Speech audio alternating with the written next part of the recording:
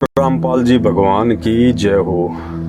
परमपिता परमात्मा, सारी सृष्टि के रचनहार, कुल मालिक, असंख्य ब्रह्मांडों के स्वामी, जगत गुरु, तीनों लोकों में प्रवेश करके सबका पालन पोषण करने वाले राजाधिराज, आत्माधार, नाथों के नाथ, देवों के देव महादेव, सर्वेश्वर महेश्वर, मृत्युंजय, अजरो अमर, आदि अनादि, सनातनी प्रभु, जगत पिता जगदीश्वर, 1008 की उपाधि के वास्तविक अधिकारी, अकाल मूर्त, शब्द स्वरूपी राम, वासुदेव, सर्वगतम ब्रह्म, परम पूज्य, परम दयालु, परम धनी, परम संत, परम हंस, परम पुरुष, संत श्रोमणी सतगुरु रामपाल जी परमेश्वर जी के चरण कमल में देश विदेश से हम सभी सतसेवक भाई बहनों का अनंत कोटि दंडवत प्रणाम।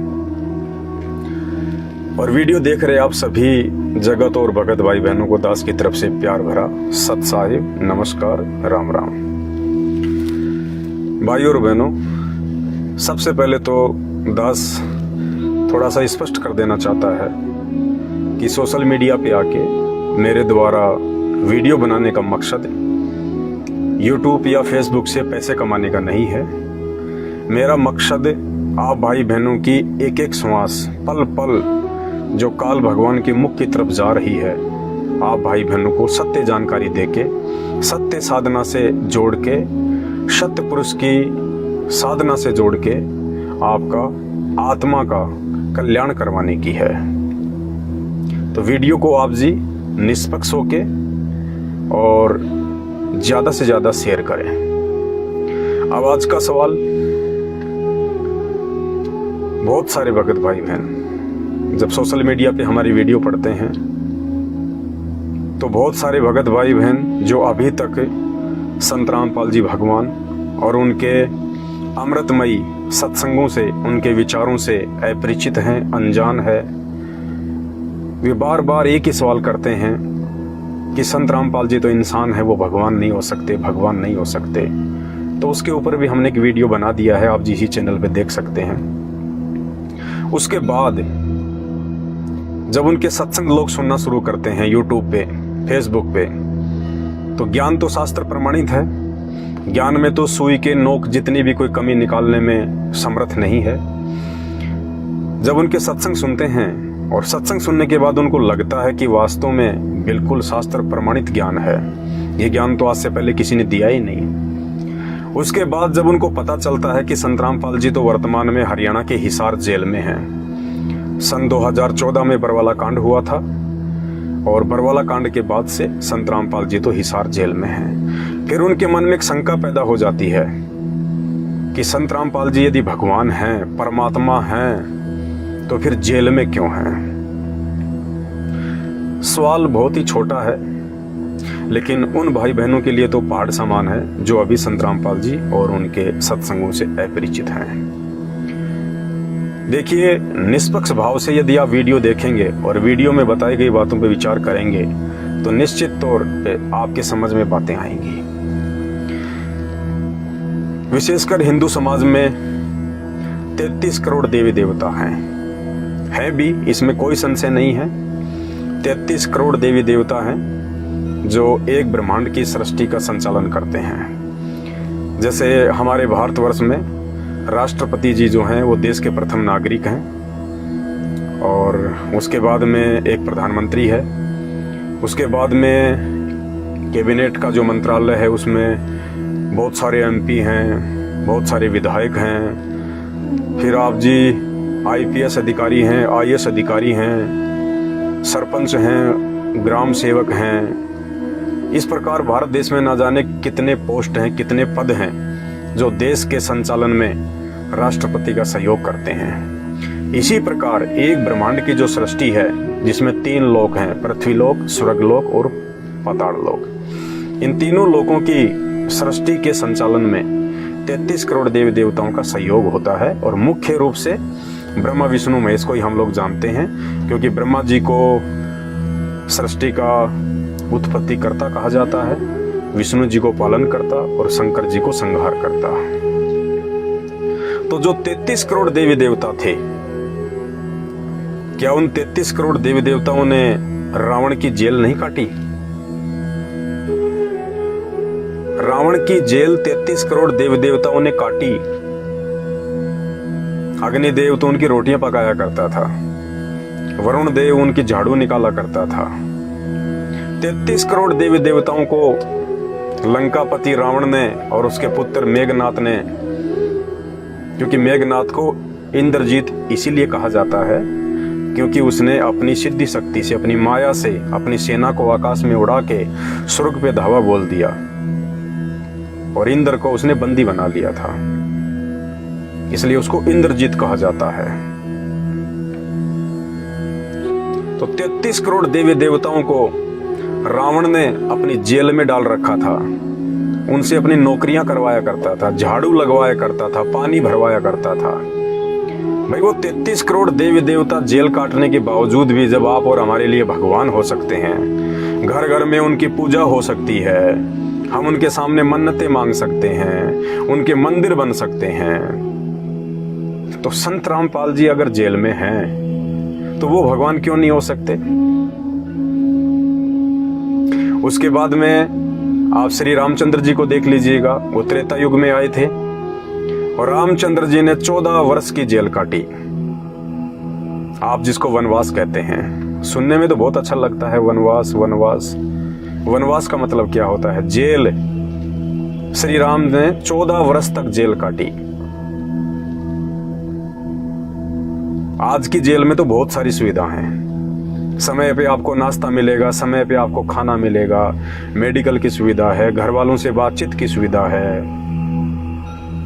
हर प्रकार से आपके हर अधिकारों के तहत आपको सुविधाएं दी जाती हैं।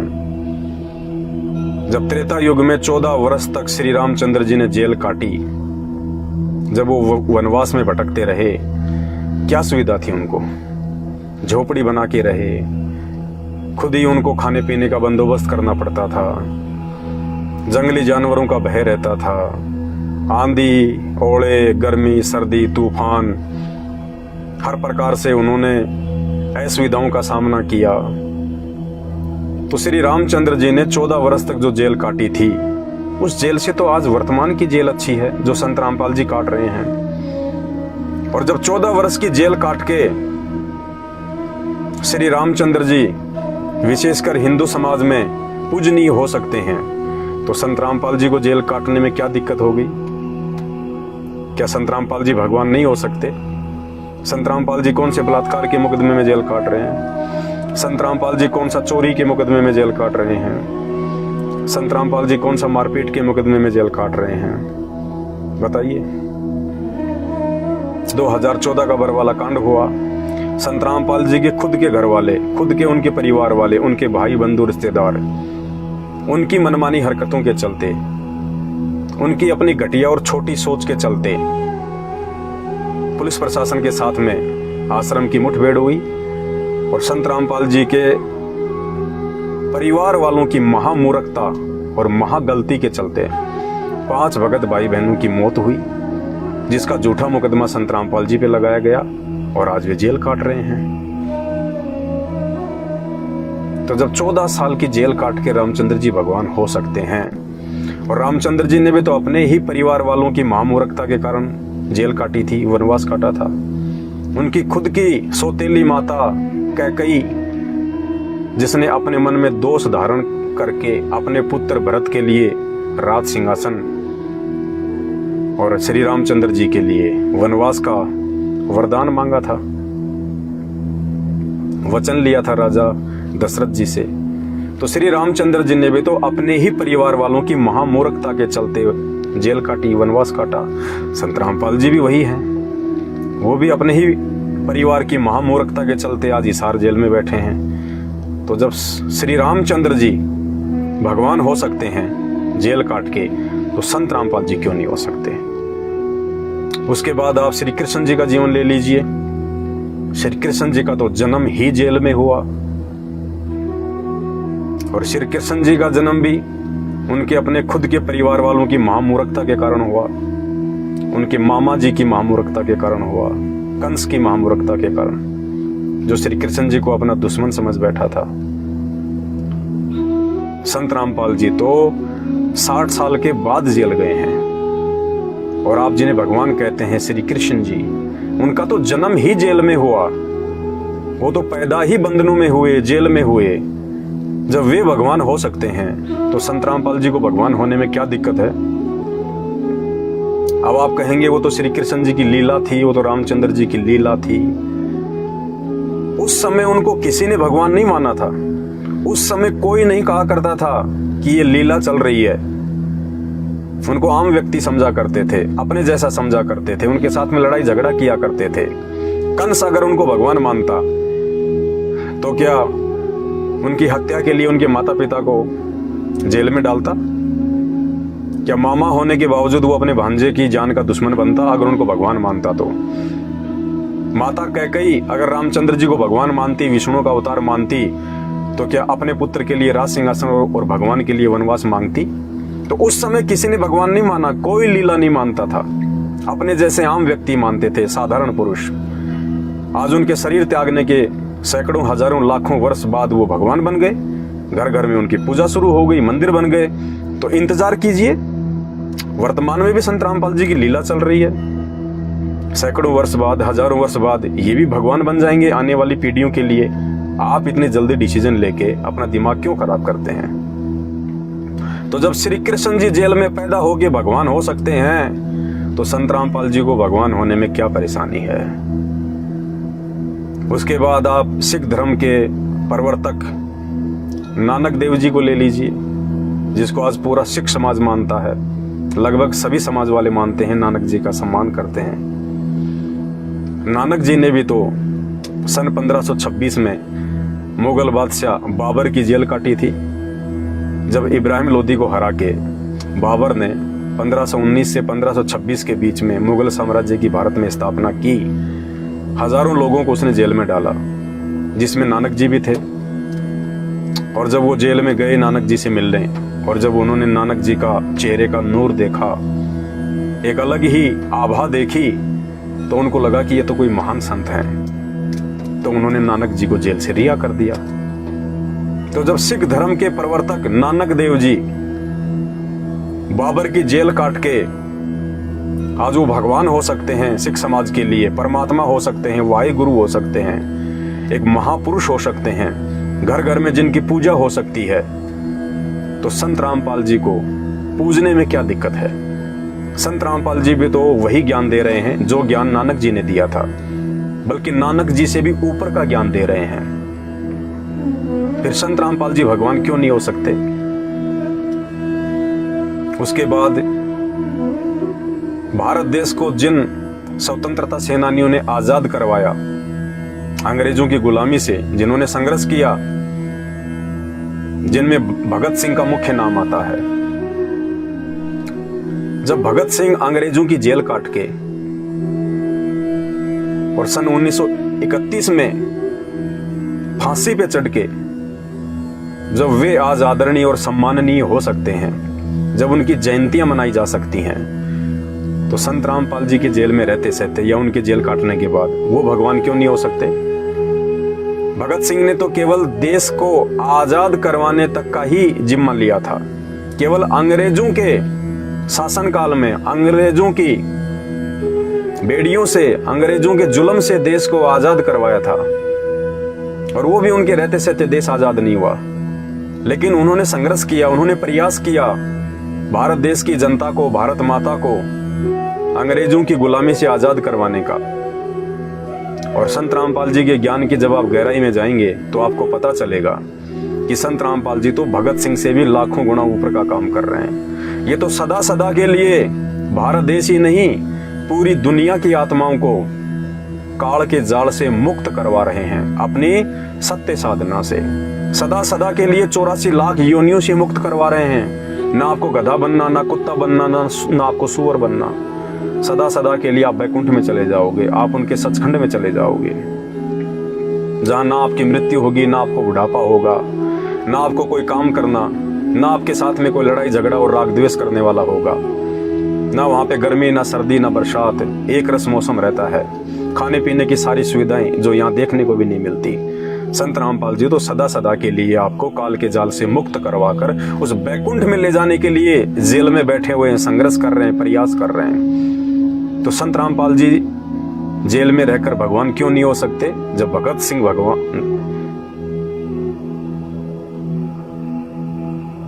भगत सिंह अंग्रेजों की जेल काट के और आदरणीय और सम्माननीय हो सकते हैं। उसके बाद में दक्षिणी अफ्रीका के राष्ट्रपति नेल्सन मंडेला, जिन्होंने रंग भेद नीति के खिलाफ एक लंबी लड़ाई लड़ी, संघर्ष किया। सन 1990 में 27 वर्ष तक जेल काटकर वो दक्षिणी अफ्रीका के राष्ट्रपति बने 1994 से 1999 तक। जब नेल्सन मंडेला 27 साल तक जेल काटकर दक्षिणी अफ्रीका के राष्ट्रपति बन सकते हैं, वे वहां के गांधी कहलवा सकते हैं, लाखों लोगों के दिलों में जगह बना सकते हैं। आज वे आदरणीय हैं वहां के लोगों के लिए, वहां के नागरिकों के लिए। तो संत रामपाल जी जेल काटकर या जेल में रहते सहते भगवान क्यों नहीं हो सकते? वो पूजनीय क्यों नहीं हो सकते? अरे नेल्सन मंडेला ने तो खाली रंग भेद नीति के खिलाफ ही जंग लड़ी थी। संत रामपाल जी तो चारों धर्मों से पाखंड को जड़ से मिटाने के लिए संघर्ष कर रहे हैं। और उनका नारा है कि जीव हमारी जाति है, मानव धर्म हमारा, हिंदू मुस्लिम सिख ईसाई धर्म नहीं कोई न्यारा। कोई धर्म है ही नहीं, कोई जाति है ही नहीं। जब भगवान की कोई जाति नहीं है, भगवान का कोई धर्म नहीं है, तो इंसान की जाति और धर्म कहां से हो जाएगा जिनको भगवान ने पैदा किया है?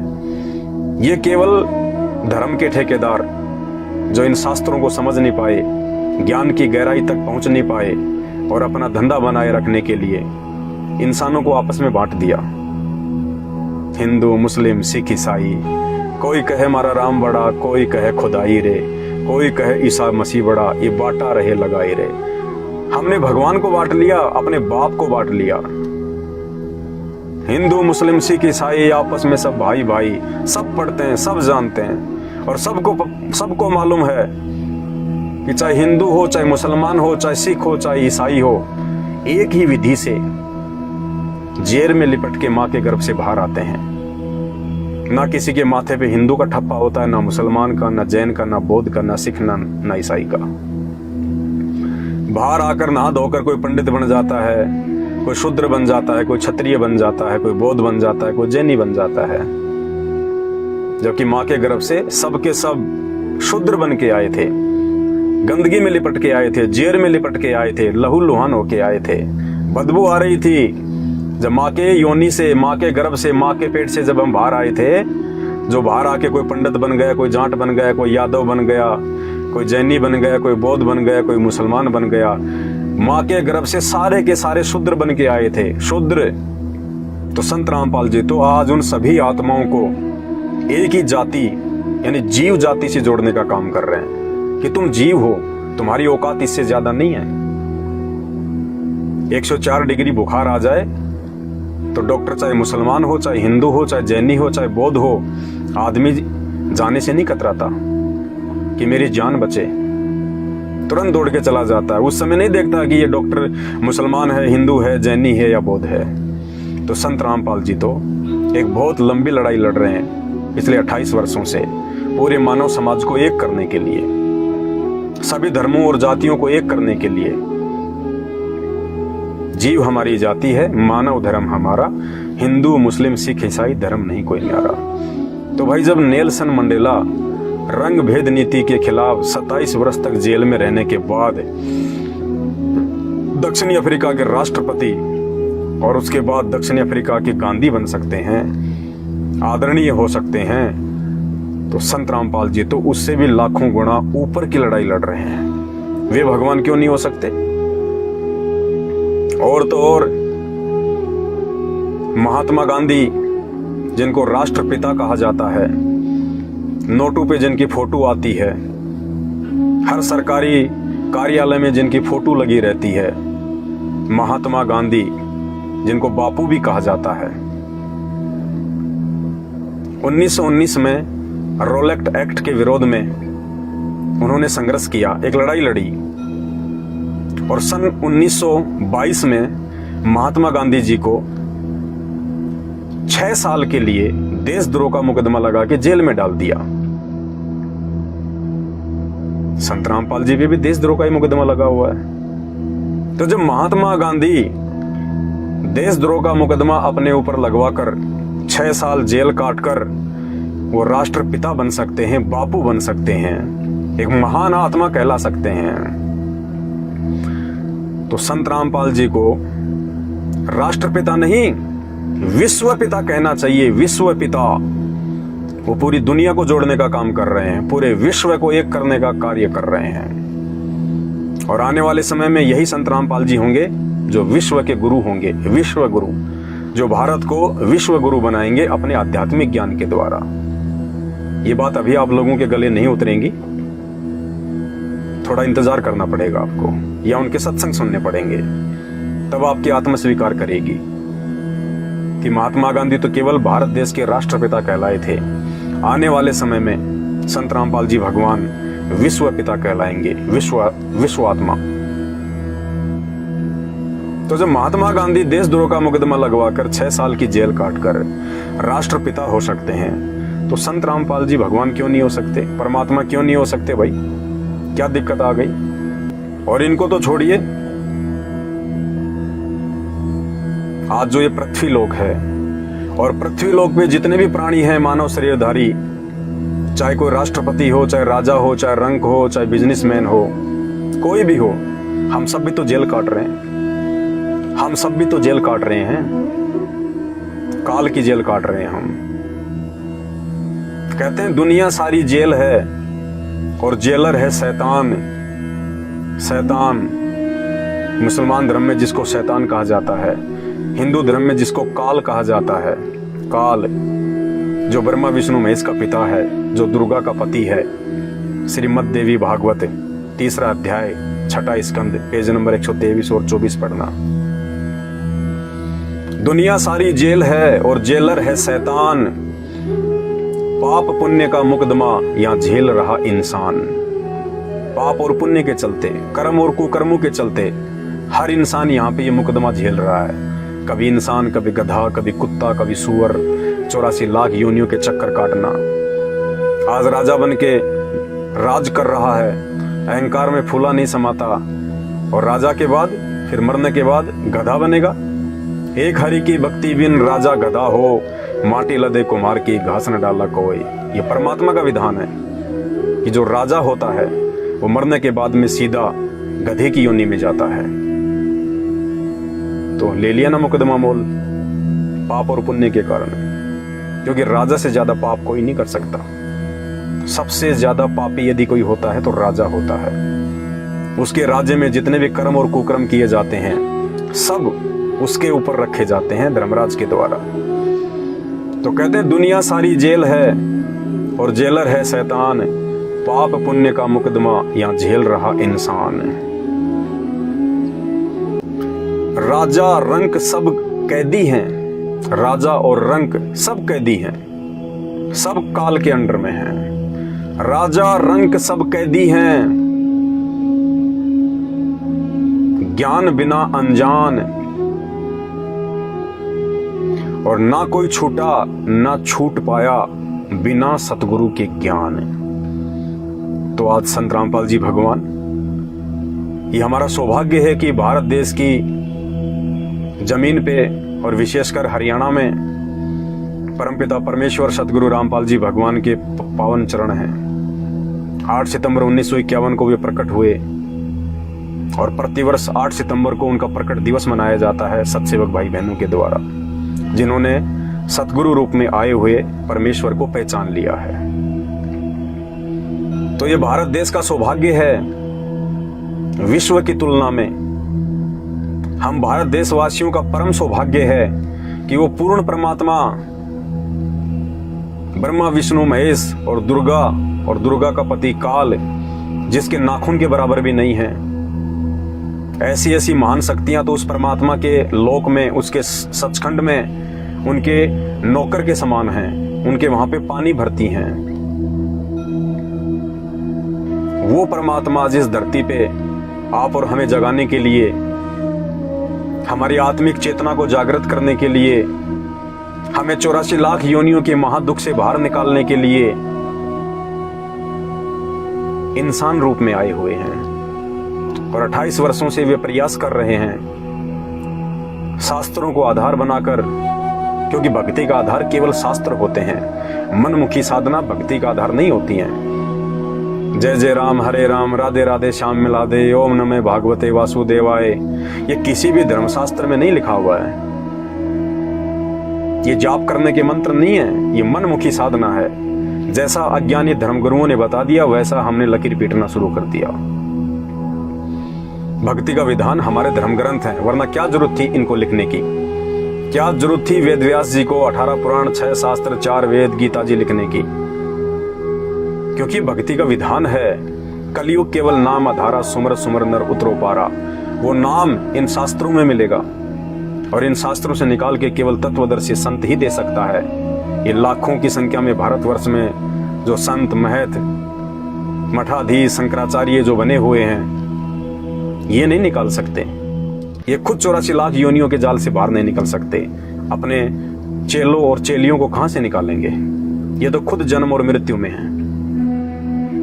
तो गीता जी अध्याय नंबर 15 श्लोक नंबर 104 के अनुसार जो तत्वदर्शी संत, जो भक्ति विधि को ठीक ठीक से बता सकता है, समझा सकता है, जो 84 लाख योनियों के महादुख से बाहर निकाल सकता है, जो बैकुंठ में बैठा सकता है, सचखंड में लेके जा सकता है, वो तत्वदर्शी संत आज वर्तमान में भारत देश की पावन भूमि पे संत रामपाल जी भगवान के रूप में हैं। उनको पहचानिए और पहचान होगी उनके विचार सुनने से, उनके सत्संग सुनने से। किसी भी महापुरुष के विषय में यदि हमें जानना है तो हमें सबसे पहले सर्वप्रथम उनके विचार सुनने पड़ेंगे, उनके सत्संग सुनने पड़ेंगे। सत्संग सुनने के लिए ही परमात्मा ने हमें मानव जीवन दिया है। कहते हैं माता पिता मिल जाएंगे लख 84 माही, अन्य योनियों में भी माँ बाप मिल जाएंगे। आज भी माँ बाप मिले हुए हैं। भक्ति नहीं की, कौन सी भक्ति? शास्त्र अनुकूल भक्ति जो संत रामपाल जी भगवान बता रहे हैं, एकमात्र पूरी दुनिया में। यदि ये भक्ति नहीं की तो अगला जन्म हमारा गधे का, सूअर का और कुत्ते का होगा। 84 लाख योनियों में मच्छर, मक्खी, कीट पतंग बनेंगे। कहते हैं माता पिता तो वहां भी मिल जाएंगे, कल को सूअर बन गए बिना भक्ति के, माँ बाप तो वहां भी मिलेंगे। कहते हैं माता पिता मिल जाएंगे लख 84 माही, लेकिन सतगुरु की सेवा और ये शास्त्र प्रमाणित भक्ति फेर मिलन की नाई। एक बार यदि आपका ये मानव शरीर छूट गया, जो बड़े भाग्य से प्राप्त हुआ है, परमात्मा की मेहर से प्राप्त हुआ है, भक्ति करने के लिए, शास्त्र अनुकूल साधना करने के लिए, 84 लाख योनियों से अपना पीछा छुड़वाने के लिए। कहते मानुष जन्म पाए के जो नहीं रटे हरि नाम, जैसे कुआं जल बिना फिर बनवाया क्या काम। कुआं खोद दिया बहुत अच्छा, और उसमें पानी है नहीं, तो क्या फायदा वो कुआं बनवाने का।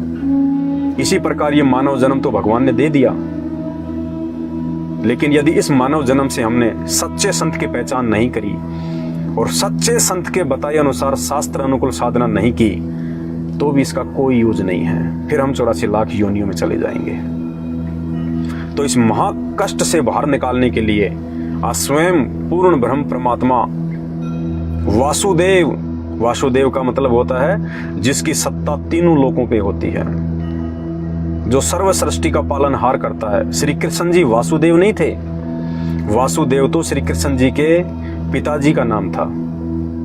श्री कृष्ण जी वासुदेव नहीं थे, और श्री कृष्ण जी के पिताजी का नाम वासुदेव वेदों से लेके रखा गया था। क्योंकि आज से पहले आप देख लीजिए, हमारे जो पूर्वज थे उनके नाम आपको इसी प्रकार के मिलेंगे, रामचंद्र जी, कन्हैया लाल जी, नटवर लाल जी, हनुमान जी, बजरंग जी। क्योंकि पहले देवी देवताओं के नाम पे ही हमारे पूर्वजों के नाम रखे जाते थे धर्मशास्त्रों से निकाल के। तो श्री कृष्ण जी के पिताजी का नाम था वासुदेव। श्री कृष्ण जी का नाम वासुदेव नहीं था, और ना ही श्री कृष्ण जी वासुदेव हैं, ना ही श्री कृष्ण जी तीनों लोकों में प्रवेश करके सबका भरण पोषण कर सकते हैं। ये भी आप और हमारी तरह एक जीव हैं। जब कभी ये मानव शरीर में धरती पे थे, इन्होंने अच्छी साधना की थी, अच्छी भक्ति की थी, उसके प्रतिफल में उनको ये पोस्ट मिली हुई है।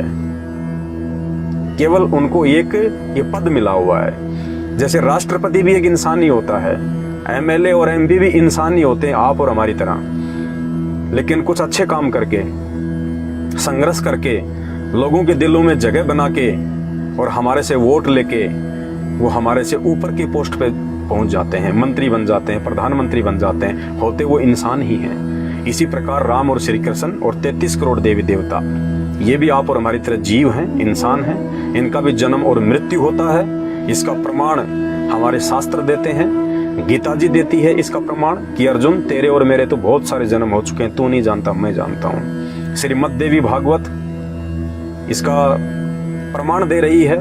6वां अध्याय 3रा स्कंद पेज नंबर 124 123। खुद श्री विष्णु जी कह रहे हैं कि हे माते, दुर्गा से प्रार्थना कर रहे हैं कि हे माते, हम तो आपकी शक्ति से ये कार्य संचालन कर रहे हैं। हमारा तो आविर्भाव और तिरोभाव होता है। आविर्भाव यानी जन्म और तिरोभाव यानी मृत्यु। तीनों देवता स्वीकार करते हैं कि हमारी तो जन्म और मृत्यु होती है। तो भाई और बहनों, मेरी आपसे प्रार्थना है, निष्पक्ष होकर आप वीडियो को देखें, धैर्य पूर्वक आप संत रामपाल जी भगवान के सत्संग सुने। आप YouTube पे जाके सर्च करें सृष्टि रचना संत रामपाल जी भगवान। इस वीडियो के ऊपर लिंक में भी दास आपको सृष्टि रचना का वीडियो भेज रहा है। आप धैर्य पूर्वक वो 2 से 3 घंटे का वीडियो सुनिए और निर्णय कीजिए। देखो, ये सोशल मीडिया जो परमेश्वर ने हमें दी है ना, ये समाज को बिगाड़ने के लिए नहीं दी।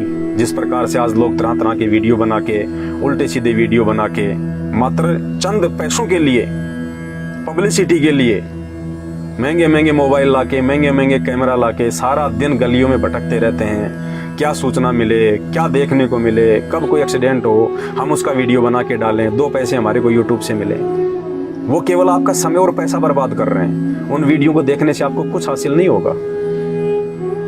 और ये वीडियो जो आप देखने जा रहे हैं, जो आप देख रहे हैं, इस वीडियो से आपको सही जानकारी मिलेगी, मिल रही है। परमात्मा धरती पे आया हुआ है, भूल ना करें। आपका एक एक श्वास 1-1 करोड़ रुपए का, 1-1 करोड़ का 1-1 श्वास, क्योंकि हमारा जो मानव शरीर है ना, इस श्वासों पे टिका हुआ है। जितनी श्वासें भगवान ने हमारे को गिन के दी हैं, तब तक ही हमारा शरीर रहेगा। बाकी आप चाहे पहलवान हैं, चाहे आप कोई बॉडीगार्ड हैं, चाहे आप राष्ट्रपति हैं, आप प्रधानमंत्री हैं, आप एक सामान्य व्यक्ति हैं, जिस दिन आपकी श्वासें पूरी हो जाएंगी, उसी दिन आपके शरीर को गाड़ दिया जाएगा या फिर इसको अग्नि में स्वाह कर दिया जाएगा, जला दिया जाएगा। इस शरीर की कोई वैल्यू नहीं है। इस शरीर की केवल एक ही वैल्यू है कि जब तक इसमें श्वास है, तब तक हम शुभ कर्म कर सकते हैं, भगवान की साधना कर सकते हैं। और भगवान बिना गुरु के नहीं मिलता। श्री रामचंद्र जी आए, श्री कृष्ण जी आए, जिनको आप 3 लोक के भगवान कहते हैं, और हैं भी वो 3 लोक के भगवान, क्योंकि वो कंप्लीट गॉड नहीं है, वो सभी लोकों के भगवान नहीं है, केवल 3 लोक के भगवान हैं। उनको भी यहां आके भक्ति करने के लिए गुरु धारण करना पड़ा। श्री रामचंद्र जी ने वशिष्ठ को अपना गुरु बनाया, श्री कृष्ण जी ने दुर्वासा ऋषि को अपना गुरु बनाया, और उन गुरुओं ने उनको साधना बताई, उनको मंत्र बताए, और उनकी आज्ञा में रह के वो अपनी भक्ति किया करते थे। 33 करोड़ देवी देवताओं ने भी अपना गुरु बना रखा है भक्ति के लिए। उनको भी ज्ञान है इस बात का कि बिना गुरु के ज्ञान नहीं, और ज्ञान बिना भक्ति नहीं, और भक्ति बिना मुक्ति नहीं। बृहस्पति जी को 33 करोड़ देवी देवताओं ने भी अपना गुरु बना रखा है। अरे और तो और राक्षसों ने भी अपना गुरु बना रखा है, शुक्राचार्य। उनको भी इस बात का ज्ञान है कि बिना भक्ति के हमारे अंदर शक्ति नहीं आ सकती, और बिना शक्ति के हम देवताओं से युद्ध नहीं कर सकते। आप और हम इंसानों से तो राक्षस भी समझदार हैं, उन्होंने भी अपने गुरु बना रखे हैं। और कोई भी कार्य, आध्यात्मिक तो छोड़िए, सांसारिक कोई भी कार्य बिना गुरु के हम नहीं सीख सकते, सफल नहीं हो सकते। एक बच्चे को भी यदि हम नौकरी लगाना चाहेंगे, डॉक्टर बनाना चाहेंगे, इंजीनियर बनाना चाहेंगे, उसको भी एक टीचर की जरूरत पड़ती है, एक गुरु की जरूरत पड़ती है। किसी को अगर बाल काटना सीखना है तो उसको भी एक गुरु बनाना पड़ेगा। तो बिना गुरु के ना तो आध्यात्मिक कार्य सफल हो सकते, ना सांसारिक कार्य सफल हो सकते। और वर्तमान में हमें मानव जन्म प्राप्त है, और मानव जन्म देने वाला परमात्मा स्वयं सतगुरु रामपाल जी भगवान, उनका वैदिक नाम है कबीर देव। वेदों में उनका कबीर देव नाम है। वो कबीर परमात्मा आज संत रामपाल जी के रूप में धरती पे प्रकट है। देखिए, हम विष्णु जी को भगवान कहते हैं, तो विष्णु जी जब चाहे वो प्रकट हो सकते हैं, यहाँ पे अपने लेवल का काम वो कर सकते हैं। श्री विष्णु जी त्रेता में आए रामचंद्र रूप में, द्वापर में आए श्री कृष्ण जी रूप में, और लाखों साल बाद कल्कि के रूप में आएंगे। ऐसे ही वो कबीर परमात्मा जब चाहे जिस नाम से और जिस रूप से धरती पे आ सकता है। तो वर्तमान में वो कबीर परमात्मा, वो सारी सृष्टि का भगवान, वो रचनहार, जिसने सभी जीवों की उत्पत्ति की है, सभी का पालन पोषण कर रहा है। आप तो मेहनत मजदूरी करके सोचते हैं कि खा रहा हूं, बच्चे पाल रहा हूं। एक हाथी जितना आप एक महीने में नहीं खाते उतना एक टाइम खाता है, 40 मण। वो कौन सा काम करता है? उसने कौन सा बिजनेस खोल रखा है? उसका भी परमात्मा पेट भरता है। तो जो सभी जीव जंतुओं का पेट भरता है, पो पाटी पगड़ा भया जागी जिया जून, सब काहू को देत है वो चोट समाना चून। जो परमात्मा चींटी को कण और हाथी को मण दे रहा है उसकी आवश्यकता के अनुसार, वो कबीर देव, वो कबीर साहब आज वर्तमान में सतगुरु रामपाल जी भगवान के रूप में भारत देश की पावन धरती हरियाणा में प्रकट हैं 8 सितंबर 1951 से। और 1994 से उस परमेश्वर ने ये आध्यात्मिक जो जंग है वो छेड़ रखी है। हम भूले भटके प्राणी जो नकली संत और महात्माओं की जो कैद में हैं, अनजाने में हम उनको बहुत बड़े महापुरुष मान रहे हैं, हम उनको ज्ञानी और विद्वान मान रहे हैं। उनको तो भक्ति मार्ग का, आध्यात्मिक मार्ग का, शास्त्रों का कै ख गए भी नहीं पता है। भले ही वो गले में 4 किलो की माला पहन के बैठे हैं, भले वो 4 किलो वजन अपने दाढ़ी और बालों का बढ़ा के बैठे हैं, लेकिन आध्यात्मिक मार्ग में 0/0 हैं। ना वो खुद 84 लाख योनियों में जाने से बच सकते हैं, ना उनके पीछे लगे रहने से आप बच सकते हैं। तो मेरी हाथ जोड़ के विनती है, निष्पक्षता पूर्वक एक बार सिर्फ 1 महीने के लिए आप संत रामपाल जी भगवान के YouTube पे सत्संग सुनिए, या फिर साधना टीवी चैनल पे प्रतिदिन 7:30 बजे से 8:30 बजे तक उनके प्रवचन आते हैं। आप सुनिए, 1 महीने सुनिए आप। और 1 महीने सुनने मात्र से आपको ज्ञान ही नहीं, आपके ऐसे ऐसे बिगड़े हुए काम भी मात्र उनके सत्संग सुनने से सफल हो जाएंगे, जिन कार्यों को आप लाखों रुपया बर्बाद करके भी नहीं सुलझा सकते थे। ये मेरा विश्वास है, क्योंकि मैं सन 2013 से उस पूर्ण परमेश्वर सतगुरु रामपाल जी भगवान की शरण में हूं। तो मैं आपसे विनती कर सकता हूं, जबरदस्ती नहीं कर सकता। मानना या ना मानना ये आपके अपने बुद्धि विवेक पे है। 1 महीने आप उनके सत्संग सुनिए, और विशेषकर सृष्टि रचना जो ऊपर आपको मैसेज में मिल जाएगी, या फिर आप YouTube पे भी सर्च कर सकते हैं, सृष्टि रचना संत रामपाल जी महाराज। समय समय पे दास आपको वीडियो बना के, आप लोग जो कमेंट्स मुझे करते हैं संत रामपाल जी के विषय में, उनका जवाब मैं आपको देता रहूंगा ज्ञान आधार से। और आप भक्ति मार्ग से आप जुड़िए। देखिए, ब्रह्मा विष्णु महेश या 33 करोड़ देवी देवताओं से हमारी कोई यारी नहीं है, आप और हमारी कोई दोस्ती नहीं है। ना हमने देखा, ना हमारे बुजुर्गों ने देखा, फिर भी हम उनको मान रहे हैं। क्यों मान रहे हैं? क्योंकि हम अपने बुजुर्गों से सुनते आए हैं, हमारे बुजुर्ग अपने बुजुर्गों से सुनते आए हैं। हमने केवल देखा देखी में उनको पूर्ण परमात्मा मान लिया, भगवान मान लिया। जिन शास्त्रों में उनकी वास्तविक स्थिति लिखी हुई है, उनकी जानकारी लिखी हुई है कि वे कहां तक के भगवान है, उन शास्त्रों का हमने अध्ययन नहीं किया। और वो अध्ययन ना कर पाने के चलते आज हम देखा देखी में, जिसको लोक वेद कहते हैं, सांप की लकीर पीट रहे हैं। उन शास्त्रों से तो हमें जानकारी हुई। हमारे बुजुर्गों को भी अगर किसी ने बताया होगा ब्रह्मा विष्णु महेश के बारे में, तो उन शास्त्रों से ही बताया होगा। देखा तो वर्तमान के किसी भी व्यक्ति ने नहीं है, ना ब्रह्मा को, ना विष्णु को, ना महेश को, ना राम को, ना कृष्ण को, ना 33 करोड़ देवी देवताओं को। तो शास्त्रों से ही जानकारी हुई। तो संत रामपाल जी उन्हीं शास्त्रों से आपको खोल खोल के ब्रह्मा विष्णु महेश जी और केवल हिंदू धर्म की नहीं, मुसलमान धर्म की, जैन धर्म की, बौद्ध धर्म की, सिख धर्म की, ईसाई धर्म की, हर धर्म के धर्म ग्रंथ और उनके महापुरुषों की जानकारी दे रहे हैं कि उनको कहां तक का ज्ञान था। और उनके द्वारा बताई गई साधना यदि आप वर्तमान में कर रहे हो तो आपको क्या मिलेगा। आज अमूमन 90% समाज भक्ति करता है, चाहे वो किसी भी धर्म और जाति से जुड़ा है, फिर भी वो दुखी है, परेशान है। हम सभी देवी देवताओं की भक्ति करते हैं, फिर भी हम दुखी हैं। क्यों? या तो वो देवी देवता गलत है या फिर हमारी भक्ति गलत है। तो वो देवी देवता गलत नहीं है, वो अपनी जगह ठीक है, लेकिन इन नकली संतों ने, नकली गुरुओं ने इस तत्व ज्ञान के अभाव में, क्योंकि शास्त्रों को समझना कोई बच्चों का काम नहीं है। ये शास्त्र वही समझ सकता है जिसने शास्त्र लिखवाए हैं।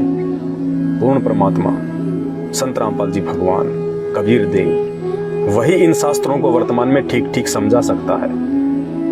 तो आप संत रामपाल जी के द्वारा जो सत्संग किए गए हैं, शास्त्रों को दिखा दिखा के, दुनिया के पहले संत हैं जिन्होंने सभी धर्मों के सभी सर्वशास्त्रों को टीवी चैनलों पे वीडियो के माध्यम से सार्वजनिक किया है।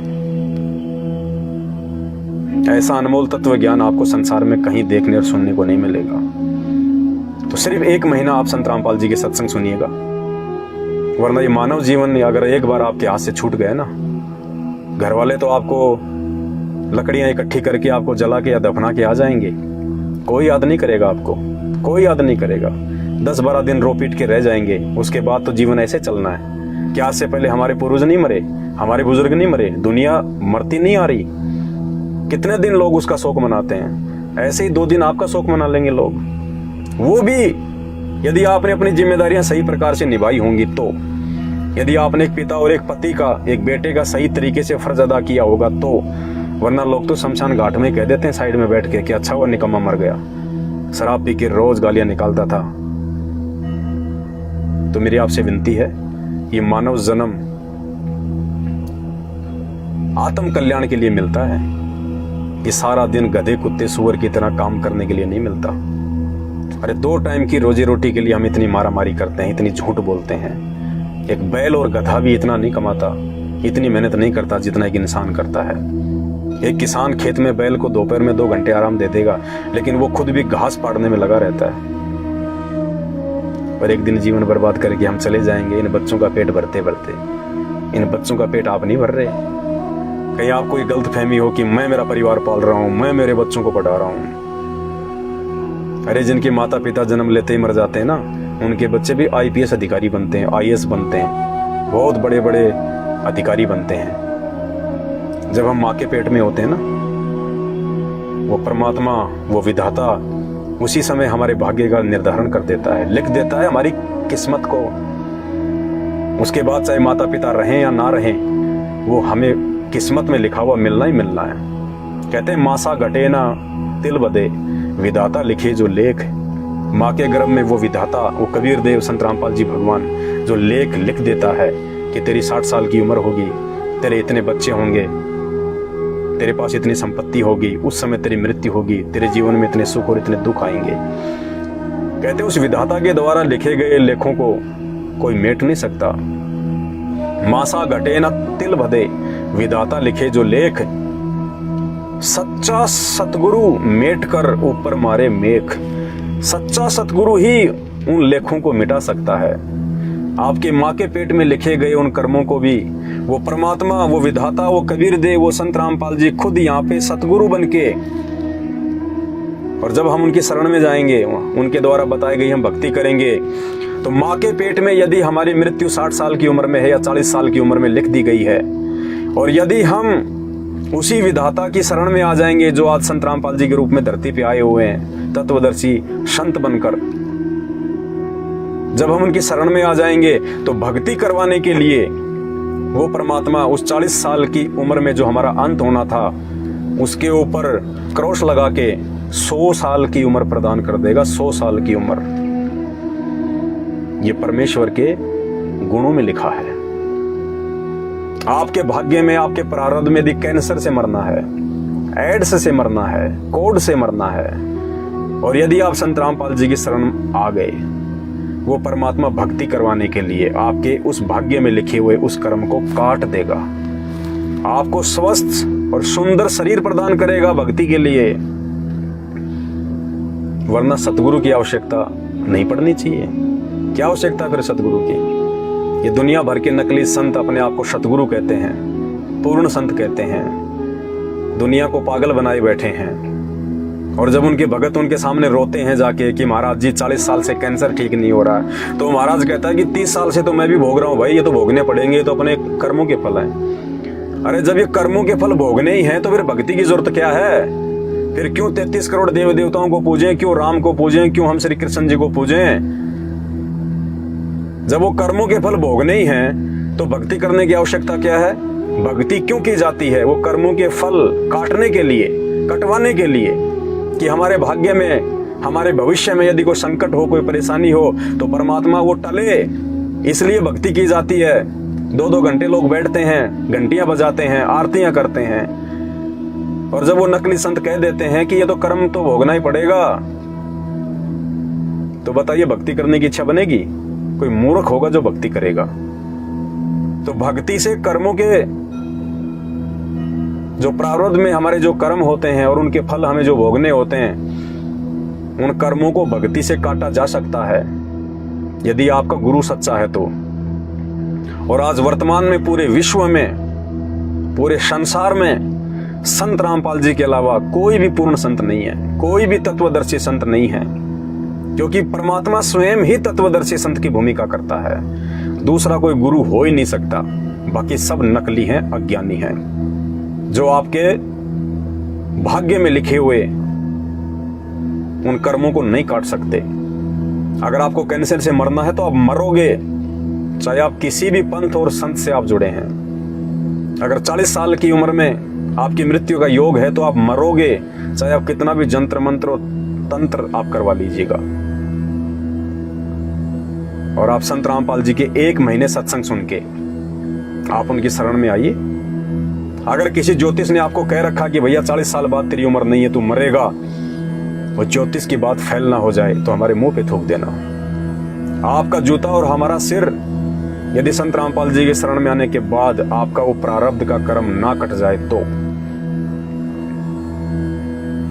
तो आज मौका है हमारे पास में। आज धरती पे भगवान आए हुए हैं। श्री राम और श्री कृष्ण जी की भक्ति करने से, उनकी आरतियां करने से, या कि मुसलमान धर्म में जो भी उनके पीर पैगंबर हैं, या जैन धर्म में महावीर जी हैं, या बौद्ध धर्म में महात्मा बुद्ध जी हैं, उनकी भक्ति करने से, उनकी आरतियां करने से, उनके द्वारा बताई गई साधना करने से आपके कर्मों के बंधन नहीं कट सकते, 100% नहीं कट सकते, क्योंकि ये खुद अपने नहीं काट पाए।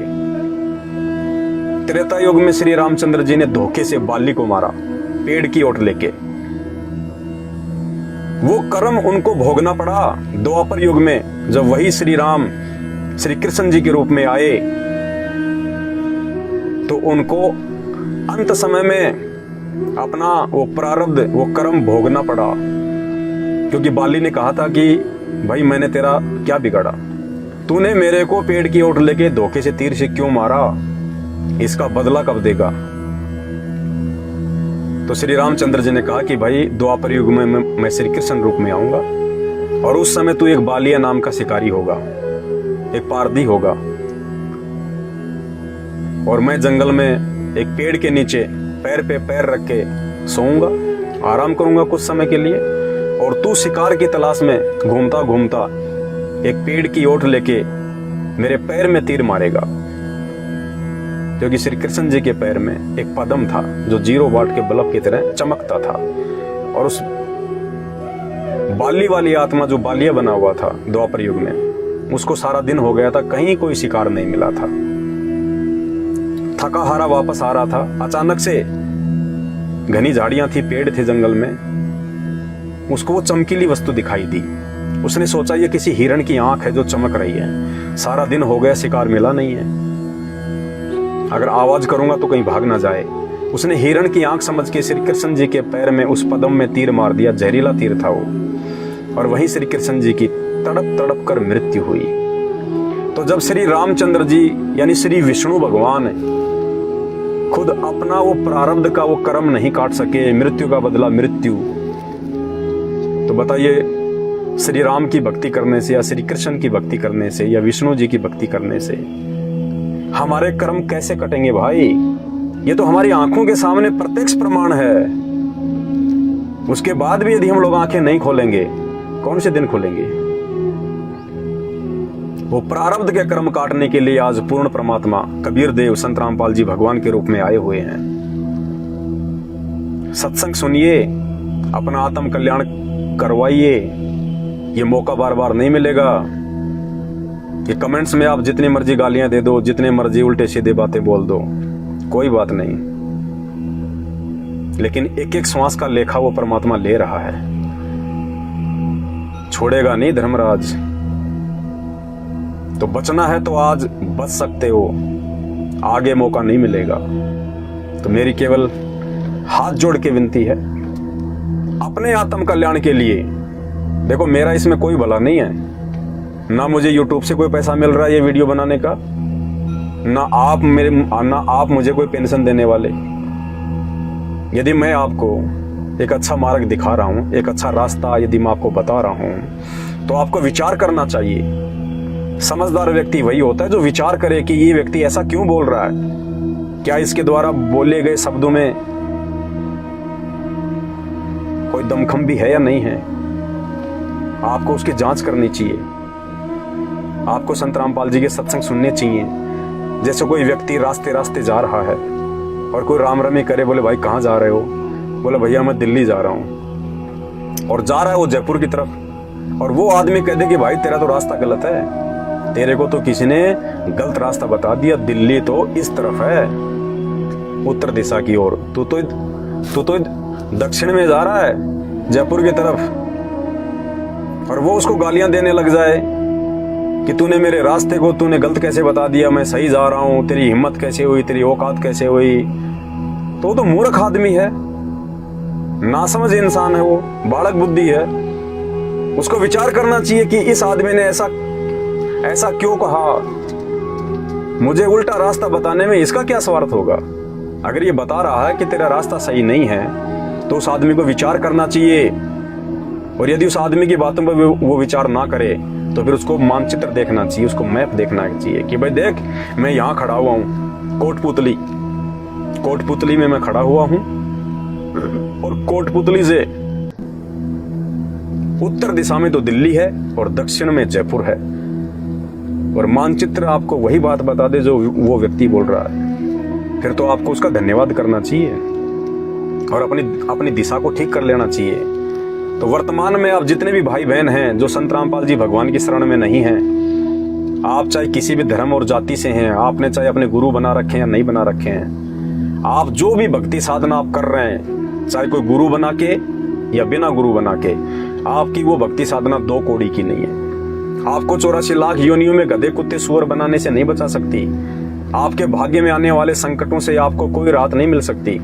और यदि वो साधना करते करते भी किसी को लगता है कि मेरे तो सारे काम हो रहे हैं, तो वो भक्ति से नहीं हो रहे, आपकी किसी पिछले जन्म की भक्ति से, जो आपने कभी उस परमात्मा की शरण में आके 1-2 साल आपने की होगी, उस भक्ति के कारण आज आपके वो काम ठीक हो रहे हैं, ना कि वर्तमान वाली साधना से। जैसे लाइट आ रही है और किसी व्यक्ति ने अपना बैटरी को चार्ज कर लिया इन्वर्टर के माध्यम से, और यदि लाइट चली जाए तो भी इन्वर्टर से आपका पंखा भी चलेगा और आपका वो बल्ब भी जलेगा। और वो ये सोचे नहीं, और कोई ये कहेगी भाई साहब लाइट नहीं आ रही, लाइट चली गई। अरे लाइट कैसे नहीं आ रही, देख मेरा ये इन्वर्टर लग रहा। लाइट से नहीं चल रहा, लाइट से संचित जो ऊर्जा है उससे बैटरी चल रही है, उससे तेरे पंखे चल रहे हैं। वर्तमान में लाइट नहीं है तेरे घर में, तो वर्तमान में आपके पास में वो सत्य साधना नहीं है जिस सत्य साधना से आपके वो कर्म कटेंगे, आपका भविष्य सुधरेगा, आपके परिवार में खुशहाली होगी। आपका कनेक्शन डिस्कनेक्ट है क्योंकि आपको पूर्ण संत नहीं मिला हुआ, आपको नकली संत मिले हुए हैं। आप मनमुखी रूप से साधना कर रहे हैं और वर्तमान में आपको जो सुख हो रहे हैं, आपके घर में जो कार कोठियां बंगले जो फैक्ट्रियां चल रही हैं, आप जो मंत्री प्रधानमंत्री बने हुए हैं, और यदि आप संत रामपाल जी की शरण में नहीं हैं तो 101% आपकी बैटरी से आपके काम हो रहे हैं। आपके घर में कनेक्शन नहीं है, आपके घर में भक्ति नहीं है, आपके ऊपर भगवान का आशीर्वाद नहीं है। किसी जन्म जन्मांतर में जब कभी आपको मानव जन्म मिला हुआ था, उस समय आपने सच्चा गुरु बना के, और सच्चा गुरु केवल यही कबीर परमात्मा संत रामपाल जी भगवान आता चारों युगों में। आपने कभी न कभी इस परमात्मा की साल 6 महीने 2 साल 4 साल भक्ति की हुई है। अगर आजीवन भक्ति करते, मर्यादा में रहते, तो इसके लोक में चले जाते, वापस मानव जन्म लेने की जरूरत ही नहीं थी। लेकिन बीच में हम छोड़ जाते हैं, जिस कारण से जितनी भक्ति हम उनकी कर पाते हैं वो हमारे पास में शेष रह जाती है। और जब कभी फिर हमारे को मानव जन्म प्राप्त होता है 84 लाख योनियां भोगने के बाद, तो जो हमारी बैटरी जो चार्ज होती है, जो वो भक्ति होती है हमारे पास में, उस भक्ति से हमारे सारे काम होते हैं। और हम सोचते हैं कि मैं तो गरीब नवाज की जो है दरगाह पे जा रहा हूँ, मैं तो वहाँ पे ये चद्दर चढ़ा रहा हूँ, मैं तो ब्रह्मा विष्णु महेश की साधना करता हूँ, मैं तो तिरुपति बालाजी जाता हूँ, मैं तो बाबा श्याम जी जाता हूँ, मैं तो सालासर के बालाजी जाता हूँ, मैं तो मेहंदीपुर के बालाजी जाता हूँ, मैं तो पद यात्रा करता हूँ, मैं रामदेवरा जाता हूँ, मैं कावड़ लेके आता हूँ। कुछ नहीं, कुछ नहीं, 0/0। उल्टे आप लोग पाप कमा रहे हैं। तो सत्य साधना वर्तमान में इस धरती पे केवल संत रामपाल जी भगवान के पास में है। और संत रामपाल जी भगवान को समझे बिना आप उनसे जुड़ नहीं सकते। तो संत रामपाल जी से जुड़ने के लिए आपको उनके विचार सुनने पड़ेंगे, आपको उनके सत्संग सुनने पड़ेंगे।